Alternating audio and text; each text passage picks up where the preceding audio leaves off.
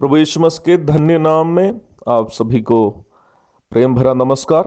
प्रभात मनन का सत्र 450 में आप सभी का स्वागत करता हूं।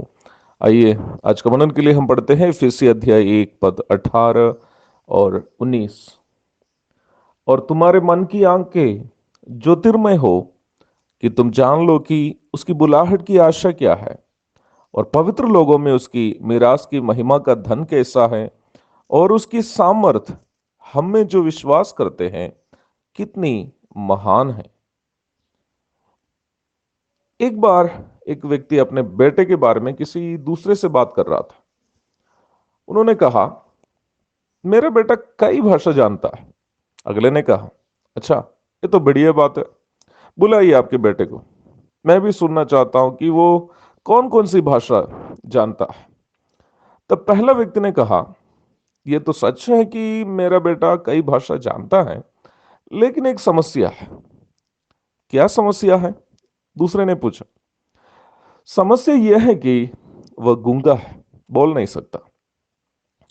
मैं इस घटना को इसलिए कहा क्योंकि अधिकांश मसीही विश्वासियों की भी हालात यही है। भाषा तो बहुत मालूम है मगर बोल नहीं सकता। पौराणिक रोम में लोग, राजा लोग, सैनिक लोग एवं अन्य योद्धाओं का काफी सम्मान करते थे। यहां तक वे लोग दर्शन शास्त्रियों के भी काफी सम्मान करते थे क्योंकि उन्हें बहुत सामर्थी समझते थे। क्योंकि वहां के लोग दर्शन शास्त्र, लड़ाई इत्यादि सब पसंद करते थे। इफिसुस पौराणिक रोम का एक हिस्सा था। अपनी आध्यात्मिक शक्ति को नहीं जानने के कारण इफिसुस के विश्वासी लोग खुद को काफी दुर्बल समझते थे। लगातार सहने वाले सतावट भी इसकी एक वजह थी। इसलिए ही पौलुस ये प्रार्थना कर रहा था कि उन लोगों की मन की आंखें ज्योतिर्मय हो कि वे ये जाने कि विश्वास करने वालों में परमेश्वर की सामर्थ्य कितनी महान है। जैसे मैंने प्रारंभ में कहा था कि अधिकांश मसीही विश्वासी ऐसे हैं जो अपनी आत्मिक सामर्थ्य के बारे में अनजान हैं। प्रभु यीशु मसीह में विश्वास करने वाले वो हैं जिनके अंदर पवित्र आत्मा का आवास है। इफिसी अध्याय 1 पद 13 और 14। विश्वासी के अंदर पवित्र आत्मा का आवास होने के कारण, पवित्र आत्मा वास करने के कारण प्रत्येक विश्वासी परमेश्वर का चलत मंदिर है। Every believer is a mobile temple. पहला कुरिन्थियों अध्याय 3 पद 16।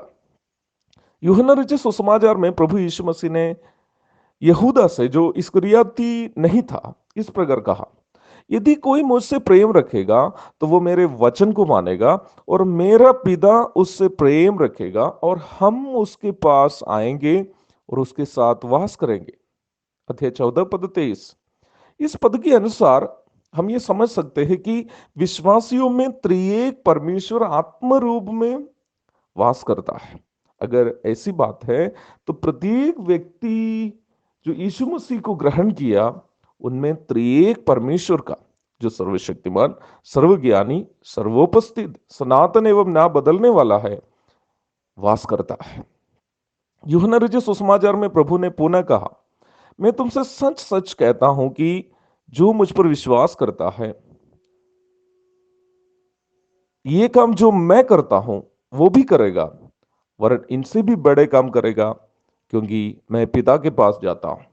जो कुछ तुम मेरे नाम से मांगोगे वही मैं करूंगा कि पुत्र के द्वारा पिता की महिमा हो। यदि तुम मुझसे मेरे नाम से कुछ मांगोगे तो मैं उससे करूंगा।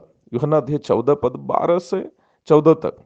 आगे प्रभु ने फिर कहा, मैं तुमसे सच सच कहता हूं, यदि पिता से कुछ मांगोगे तो वो मेरे नाम से तुम्हें देगा। अब तक तुमने मेरे नाम से कुछ नहीं मांगा, मांगो तो पाओगे ताकि तुम्हारा आनंद पूरा हो जाए। यूहन्ना अध्याय 16 पद 23 एवं 24। प्रिय मसीह भाई बहनों, क्या आप समझ रहे हैं कि आप में कितनी ताकत है, कितनी सामर्थ्य है? पर क्या हम में से अधिकांश लोग अपनी आवश्यकताओं के समय दूसरों के सामने भीख मांगने वाले नहीं हैं? इसलिए मैंने उस गूंगा से, जो कई भाषा जानते हुए भी बोल नहीं पाता था, आजकल के मसीहों की तुलना किया। अपनी आत्मिक ताकत को भूलने वाले इफिसियों को पौलुस याद दिला रहा है कि उनमें कौन वास करता है और उनकी सामर्थ कितनी महान है। अब जो ऐसा सामर्थ्य है कि हमारी विनती और समझ से कहीं अधिक काम कर सकता है। जी हाँ, अगर हम उनसे मांगेंगे, वो उतना नहीं देगा जितना हम मांगते हैं, पर उससे भी कहीं अधिक, यहां तक हमारी विनती और समझ से कहीं अधिक वो हमें देगा। इफिसी अध्याय 3 पद 20, इतना हमें देगा जिससे हमारा आनंद पूरा हो जाएगा। इसलिए पौलुस कहता है, जो मुझे सामर्थ देता है उसमें मैं सब कुछ कर सकता हूं। फिलिपी अध्याय 4 पद 13, एक बार प्रभु का दास डीएल मोडी अमेरिका से इंग्लैंड की ओर एक सुसमाचार सभा में प्रचार करने के लिए जहाज में यात्रा कर रहा था। मौसम काफी खराब होने के कारण जहाज काफी विलंब हो चुका था। जिस दिन जहाज से उनको उतरना था, उसी दिन ही मूडी का कार्यक्रम शुरू होने वाला था। उनको वहां पर सभा में संदेश देना था। जहाज के कप्तान मूडी के पास आकर कहा, सर, जहाज बहुत विलंब हो चुका है, अब तो प्रथम दिन का कार्यक्रम में शायद आप संदेश नहीं दे पाएंगे। मूडी ने कप्तान से कहा, सर, क्यों ना हम घुटने टेक कर थोड़ी प्रार्थना की जाए।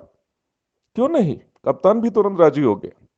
मूडी ने प्रार्थना जब पूरी की, कप्तान प्रार्थना करनी प्रारंभ की, तो तुरंत मूडी ने कप्तान को मना करते हुए कहा, सर, अब प्रार्थना करने की आवश्यकता नहीं, क्योंकि मैंने प्रार्थना की हूं। आप बाहर देखिए, मौसम ठीक हुआ होगा। मूडी के कहने के अनुसार जब कप्तान ने जाकर बाहर की ओर देखा, तो मौसम बिल्कुल शांत हो गया था।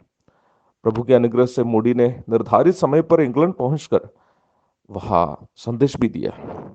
प्रिय परमेश्वर के लोगों, जीवन की जरूरतों के समय, सेवा के क्षेत्रों में, अन्य स्थानों में, अगर हम चिंता करने वाले हैं या दूसरे इंसान से मदद मांगने वाले हैं, तो इसका मतलब यह है कि हम अपनी आत्मिक ताकत के विषय में अज्ञान है, क्योंकि हमारी मन की आंखें अभी भी अंधी है।